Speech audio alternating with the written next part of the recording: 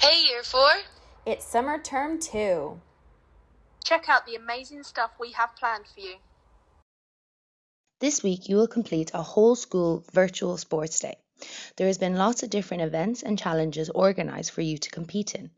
Each time you are videoed or pictured completing an event and it is put on either the school Twitter or emailed to the year group email, you will receive 5 points. And likewise, if you complete a challenge, you will receive 10 points. At the end of the week, when all the pictures and videos are sent in and all the points are accounted for, the year group winners will be announced. More information regarding the virtual sports events will be put on the school website soon. Best of luck! This week in maths, you will continue working with decimals. Please use the link to the White Roses website where you will have a video link for each day explaining what it is you have to do. You'll be comparing decimals, ordering decimals and rounding decimals. Try and push yourself to complete the Friday Maths Challenge. And make sure to check the resources in the pack to complete the worksheets that are there for you. Have lots of fun with it. For art this week, you're going to need some stones. You can either collect these from the garden or if you go on a walk with your family. However, if you can't get outside to get any stones, don't worry because you can always draw your designs on a bit of paper. With these stones, we're going to learn about the Aboriginal story stones. This is a really big part of Native American culture, and these story stones were used in order to tell stories through the generations. Have a look through the art slides where you'll be able to see some examples of the story stones which have been created. Then you can decide how you want to create your own story stones, which can help you to tell stories with your family. This week's reading comprehension is based on National Aboriginal Day, which recognises and celebrates the cultures and contributions of the First Nations, Inuit and Métis people. Read the text and answer the questions.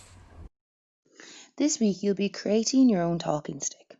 A talking stick is used in Aboriginal culture for a way to make sure that each person who wishes to speak at meetings or group events is heard. The person holding the stick, and only that person, is designated as having the right to speak, and all others must listen quietly and respectfully. Please follow the instructions to create your very own talking stick. Well done to all of you students who've been logging on to TT Rockstars every single day. This week, your challenge is to see if you can log on to TT Rockstars and complete a sound check.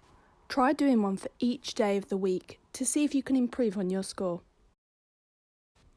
As you know, The Wolves of Curranpool was based on a true story, and Seton, the main character, is actually a real-life person.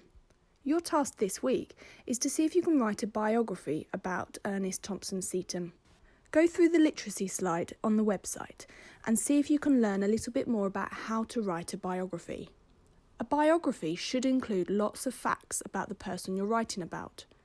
It should be written in chronological order and it should tell all about the events of that person's life. It should include facts and dates and make sure that you include all the important information, perhaps something good that they've done in their life. Before you start writing, make sure you research really carefully using the internet. You can then write any information that you find down on a plan.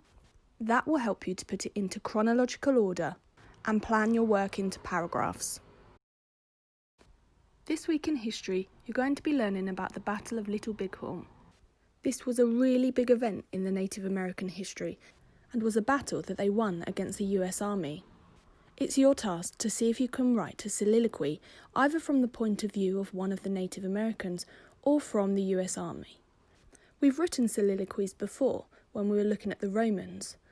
So remember, a soliloquy is there to help an audience understand a character. It reveals their innermost feelings and what plan they might have. This week in Spanish, we're looking at verbs. Use the PDF of the 20 verbs and memorize them. Use them to help you play the game on Rockalinga. Enjoy! If you have any questions at all, you can email us at year4@purfleetprimary.co.uk.